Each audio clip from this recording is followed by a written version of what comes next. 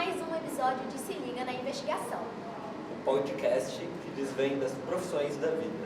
O meu nome é Isis Paiva e eu sou aluna aqui da Wallace. Meu nome é Rafael Saltarelli, eu também sou aluno da Wallace. E nós estamos aqui com... Meu nome é Ezequiel, sou professor da rede estadual de ensino e trabalho também aqui no Wallace, além de outras escolas. Ezequiel, como é que você se sente estando aqui hoje? É bom, né? Falar de ciência, divulgar a ciência. Eu, como pesquisador, me sinto lisonjeado, porque a gente percebe, né, que a ciência está presente no dia a dia da escola. Nos conta um pouco sobre a sua jornada acadêmica e profissional, já que elas têm ligação direta. Pois é, minha jornada é meio louca, né? Eu comecei fazendo biologia, né? Eu fiz bacharel em biologia. E aí depois, ali antes de terminar o bacharel da biologia, eu me ingresso no curso da UFES de física, né? E aí, levando aí um pouquinho as duas, aí consegui concluir o bacharel e fui para a licenciatura de física. E logo depois, assim que eu termino a licenciatura de física, eu me ingresso na licenciatura de química. E aí também, logo depois, termino a licenciatura pelo Instituto Federal. Então eu começo fazendo biologia pela Rede Pitágoras, depois eu vou para a UFES, né, da Universidade Federal do Espírito Santo, e em seguida vou para o IFES. Aí no IFES eu fico um pouco mais tempo, né, eu formo em Química e eu faço uma especialização em docência do ensino superior. Depois eu saio do IFES, né, do campus que eu estava, e fui para o campus de Cariacica, onde eu fui fazer um mestrado no ensino de física, né, desenvolvendo. E aí, então, dentro dessa caminhada, logo no início, eu já começo a lecionar, né, e é algo que eu gostei muito. Eu fui, a primeira vez, lecionar em uma escola como professor substituto, e dali não saí mais. Fiquei aí até hoje. A gente ficou sabendo do seu envolvimento no PUC Júnior. O que você pode contar mais sobre o seu projeto? Ele vem dentro de uma perspectiva profissional minha, porque eu sempre trabalhei com diversos projetos. Desde a biologia, eu sempre desenvolvi várias pesquisas. Eu trabalhei por muito tempo e trabalho até hoje na área da astronomia, né, na minha parte de física. Sou tutor aqui do norte do estado, divulgando, né, a amostra de física. E trabalhei também com a Olimpíada Nacional de Ciência. Então, ao longo da minha caminhada, né, profissional, eu fui desenvolvendo vários trabalhos, vários projetos. E aí, quando chega no mestrado, eu consigo concluir, e o meu trabalho final, né, a minha dissertação, ela é um livro, né, voltado para professores, voltado para a educação. Como? O que tinha nesse livro, professor? Esse livro, ele traz uma didática de como fazer ciência, né? Então eu trabalho com ensino por investigação, e aí o ensino por investigação, eu produzo, né, foi um livro mostrando diversas práticas pedagógicas para a sala de aula, principalmente voltado para o ensino médio. E aí, né, com essa veia de pesquisa, com essa veia de pesquisador, eu sou convidado a participar do PUC Júnior, né, do Programa de Iniciação Científica. E aí eu fui ler o edital, fui me apropriar do que se tratava até então. E aí eu falei assim, não, tem sim a ver comigo, é um projeto legal. E aí a gente embarcou nessa jornada que está sendo bem interessante. Tem uma curiosidade mais minha, o que fez o senhor querer fazer essa dissertação para conseguir divulgar os seus conhecimentos para os que querem entrar? Pois é, né? Eu sempre... Engraçado que eu trabalhei com aluno desde o ensino fundamental, e já há alguns aninhos eu estou trabalhando só com o ensino médio, e aí eu penso o seguinte, o nosso aluno, né, o aluno em si, ele tem o desejo. Então, se for orientado, se for guiado para os caminhos corretos, ele vai conseguir construir o seu conhecimento, ele vai conseguir ser protagonista, sem dúvidas, né? Nós estamos numa geração tecnológica muito eficiente, né? Onde a informação, a divulgação dessa informação através da tecnologia é muito palpável, é algo bem real. E aí a gente percebe o seguinte, que talvez os meus colegas de profissão, os meus colegas, os professores das diversas escolas que eu trabalho, ele fica um pouco acanhado, né? Ele fica um pouco acanhado e ele aí acaba segurando um pouco o aluno, né? Eu costumo dizer que ele acaba prendendo o aluno apenas a uma disciplina, a um conteúdo específico, né? E quando você vai para a pesquisa, onde o aluno ele começa a ter curiosidade, ele começa a expor, né, os seus pensamentos, você começa a dialogar, e eu sempre fui da perspectiva de que, quando eu falo que o ensino tem sido alterado ao longo dos anos, o professor ele deixa de ser o detentor de conhecimento, onde o professor sabe tudo, e ele começa a construir, né? Então, esse é o meu desejo. Quando eu divulgo o meu livro, por exemplo, que é o ensino por investigação atrelado a uma tecnologia no ensino médio, é para que os meus colegas, os professores, quem tem acesso ao livro, consiga utilizar isso de forma a incentivar os alunos, né? Eu sempre falo, olha, cada pessoa ele tem uma percepção diferente do mesmo assunto. Então eu tenho que investigar, eu tenho que ir atrás da fonte correta. E isso é fazer ciência, isso é fazer pesquisa. Ezequiel, você, como cientista, como físico, como químico, como biólogo,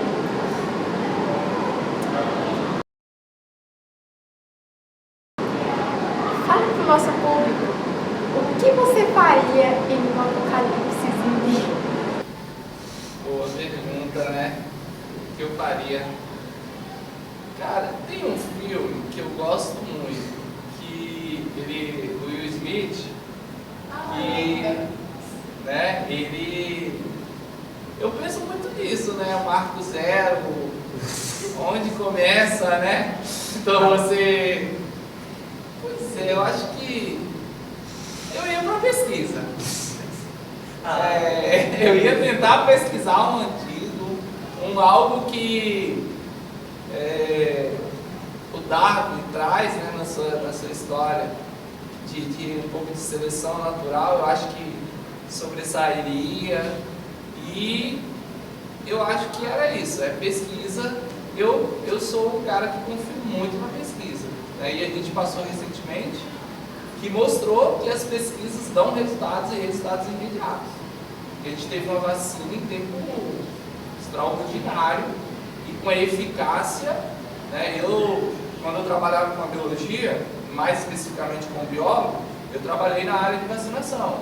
Então eu sei quanto tempo a gente ficava dentro do laboratório para produzir uma cepa que pudesse virar uma vacina eficaz. Então, eu acho que eu me esconderia num laboratóriozinho, né, no subsolo de algum lugar, e tentaria ali um antídoto, alguma coisa nessa linhagem.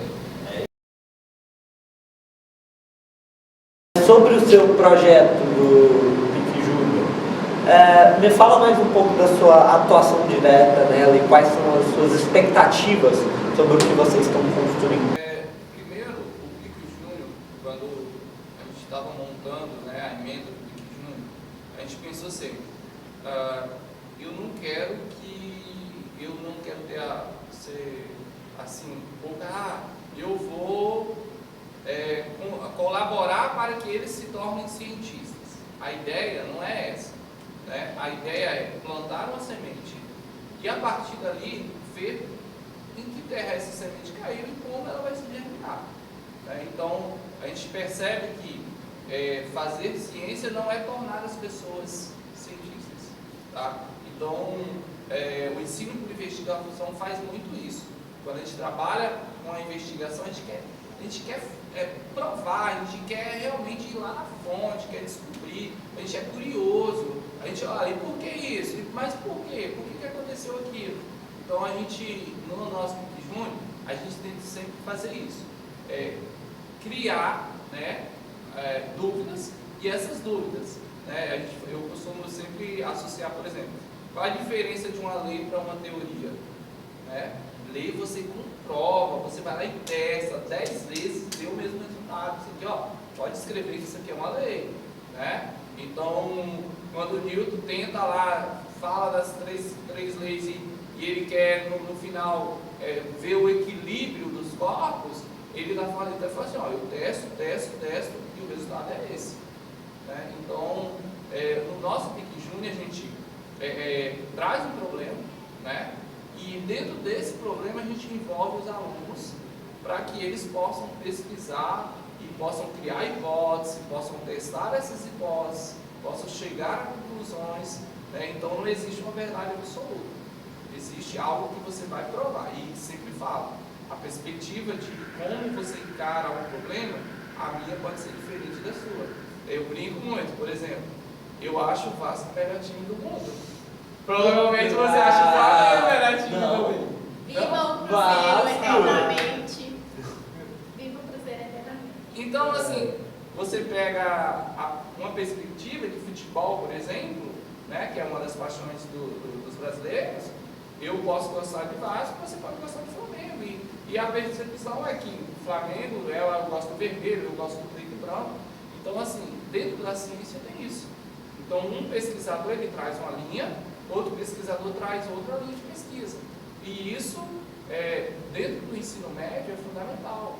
Porque eu trabalho, por exemplo, dentro da astronomia, e eu estava conversando com um professor no final de semana, e a gente tem uma preocupação. Peraí, amanhã, quando eu não estiver aqui, quem vai estar? Quem é que vai motivar os meus alunos a serem cientistas, a fazer ciência? Quem vai motivar vocês? Então a gente tem que, peraí, vocês hoje aqui, amanhã vão estar motivando outras pessoas, né? Então, isso é uma preocupação nossa. Então, enquanto o nosso PIC Júnior, a gente sempre fala, nós estamos plantando a sementinha de iniciação científica, de entender o que é uma pesquisa e entender como provar essa pesquisa. A gente já entendeu que a sua expectativa, né, é formar, não, é plantar, criar um ambiente onde os alunos possam futuramente se tornar pesquisadores. Mas tem alguma coisa que você não gostaria que acontecesse durante esse projeto, tanto ao decorrer dele como no resultado final? Pois é, eu estava, a gente aponta os pontos positivos e a gente sempre tem que ficar de olho, né? E uma coisa que me preocupa é até que ponto eu posso estar influenciando negativamente.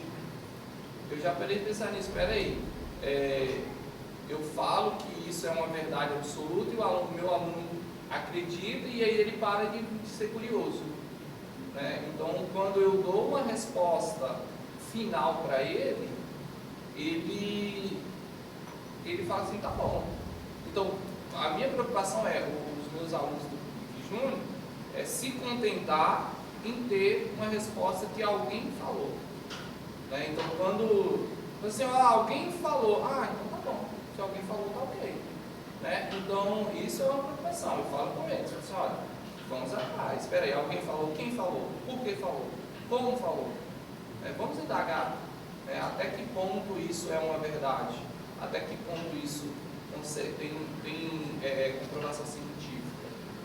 Uma coisa que eu acho interessante questionar, para poder te apresentar melhor para o nosso público, quais foram os seus passos assim, para poder chegar nesse patamar? Como é que foi essa jornada de estudo, desde o ensino médio? A gente viu que você passou por várias formações diferentes. Eu costumo fazer uma linha do tempo, onde eu fui de família muito humilde, minha mãe tinha 5 filhos, né? Tem 5 filhos, e aí sempre eu tive esse desejo, falei assim, olha, eu quero ir para frente, eu não me contento nessas situações. E aí a gente foi, né, estudando, eu fui bolsista, né, em uma universidade, Então, eu sempre batalhei muito, né? E eu acho que nada vem por acaso. Nada, eu sempre falo para meus alunos, todas as dificuldades que a gente tem na vida são trampolins para a gente conseguir alcançar voos maiores, né? Então, assim, dentre de família que eu sou, não que eu seja velho, gente, mas eu venho da sacola de arroz. Então, eu venho que a gente carregava o caderno na sacola de arroz. E era, quando era CPE, não sei se pode falar mais, mas quando era CPE era o auge. E aí a gente veio batalhando, veio para o ensino médio, né? Eu não falei, mas eu sou baiano. E era uma dificuldade enorme para estudar. Então a gente veio assim, com muita resiliência, com muita seriedade, buscando sempre, né? Então, eu sempre agradeci a Deus também, porque me deu força para ir. Eu tive que deslocar de cidade para estudar, e teve que ficar de república, e assim, são alguns perrengues, né? Às vezes a gente ia para mata só com um biscoitinho para fazer pesquisa, às vezes a gente perdia os cabelos, porque tinha que estudar, né? Então, quando a gente pegava os livros lá da universidade, um tal de Harvey, os caras lá, e a gente perde os cabelos mesmo, só que você tem um foco, né? E eu costumo dizer que você tem que ter o seu foco, né? E quando você tem o seu foco, se você se dedicar, você consegue alcançar, né? Então eu acho que essa é um dos gargalos, né, que a gente vem de baixo, né? Então a gente vem talvez da onde que eu nunca se imaginasse de alguém ter uma faculdade. Eu fui o primeiro da minha família a ir para a universidade. Então eu fui o primeiro a se formar, eu fui o primeiro a ter mestrado dentro da minha família. Eu de tio, de avô, de todos que você pensar da minha linhagem, eu fui o primeiro a ir para a universidade, quebrando assim barreiras, e graças a Deus, hoje tem muita gente já que veio atrás e já estão aí na universidade, já concluíram suas graduações e estão no mercado de trabalho. Qual conselho você daria assim para uma pessoa que quer seguir a profissão? Acredito que você deve ter aconselhado muito seus familiares também. Acredito que você deve ter aconselhado muito seus familiares também. Pois é, né? Quando a gente vem de família humilde, eu falo isso sempre, eu vejo a educação como um horizonte, uma porta, assim, né? A não ser que você ganhe na Mega Sena, alguma coisa desse tipo, mas fora disso, para quem vem assim, né, de família humilde, a educação é uma porta, né? Então, abre caminhos, abre possibilidades de você conhecer pessoas, né? E você conhecer pessoas, você conhecer culturas diferentes. Eu falei assim, se eu não fosse da área de ciência da natureza, eu ia para a área de história, eu amo história também, gosto de ouvir uma boa história. E então assim, são coisas que a gente vai levando para a vida e vai percebendo que cada ponto, né, cada pessoa que você conhece é diferente, cada pessoa que você conversa, cada lugar que você visita, isso vai te empoderando, né? Isso vai abrindo portas e abrindo caminho.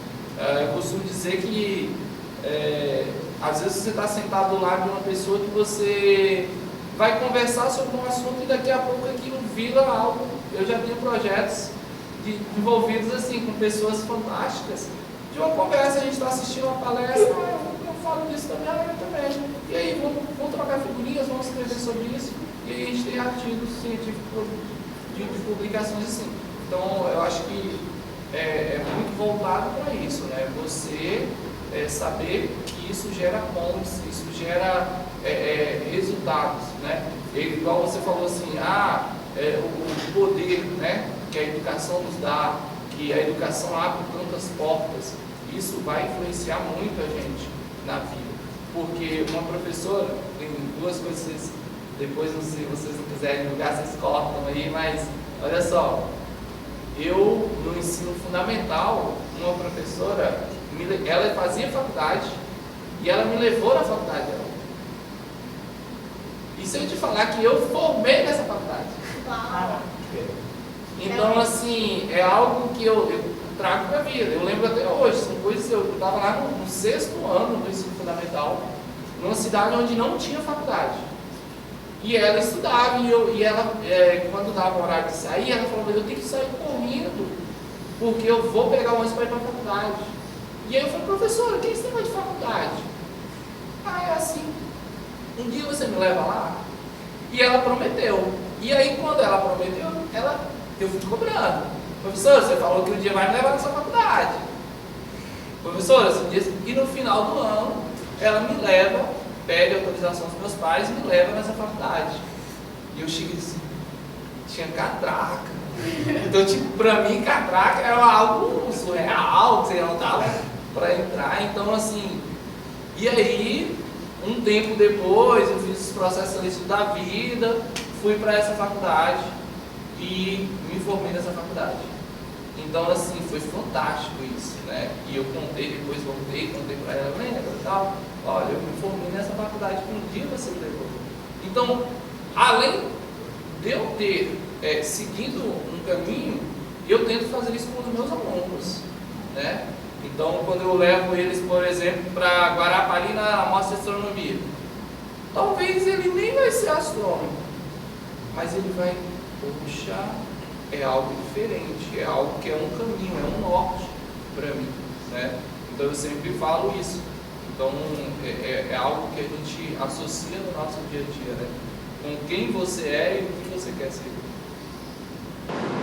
E o que te dá força para continuar atuando nessa área de influência?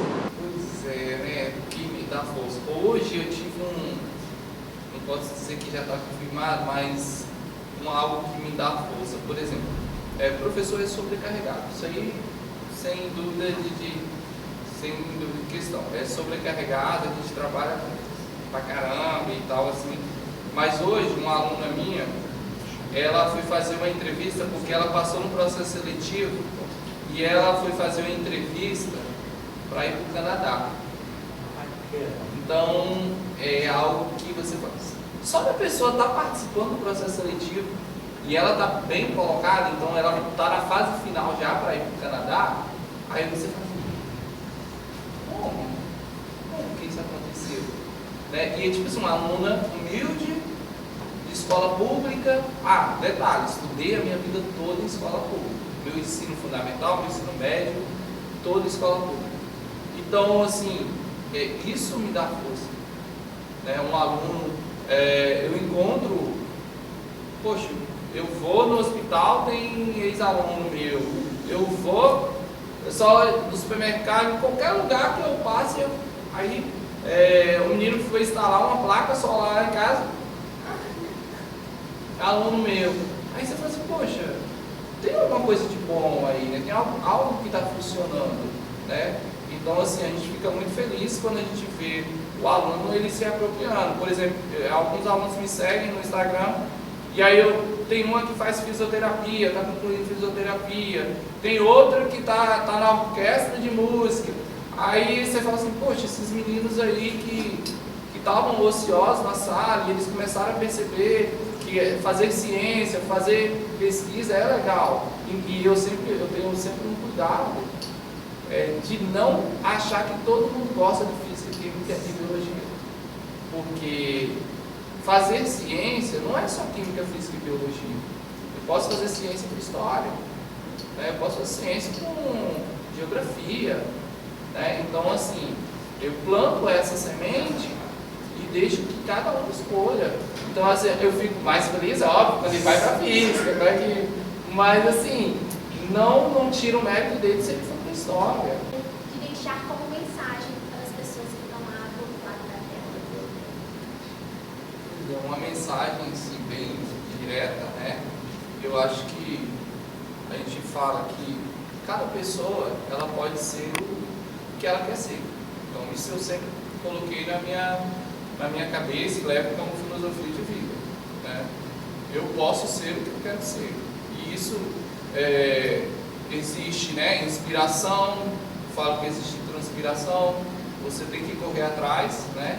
E eu aprendi desde cedo que nada vem de graça. Então, quando você se dedica a estar, né, focado no que você quer, você consegue atingir os seus objetivos. E talvez seu objetivo não seja nem dinheiro, nem poder e muito menos bens materiais, mas você estar bem, fazer o que você gosta. Então, eu acho que isso motiva, né, você estar alcançando os seus objetivos. Então, eu faço o que gosto.